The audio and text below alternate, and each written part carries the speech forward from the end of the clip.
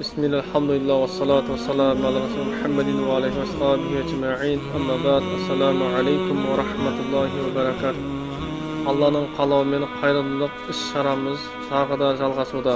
Soның biri жолдағы жолаушыларға құрма мен және де су мен ауыз аштыруды жөн көрдік.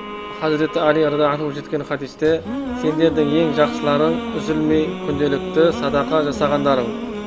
Осы хадиске сүйене отырып, biz de Қазақстан мұсылмандар діни басқармасы зекет қорының атынан осындай іс-шараларды ұйымдастырғанды жөн көрдік. Құрметті жамағат, құрметті ағайын бауырлар, бүгінгі Рамазан айы құтты болғай, берекелі болғай. Осыған байланысты пайғамбарымыз саллаллаху алейхи уассалам Алла тағаланың сөзін айтты. Адам баласының тек оразадан басқа амалының барлығы өзі үшін, ал ораза мен үшін, оның сауабын өзім беремін. Оразаларыңыз қабыл болсын.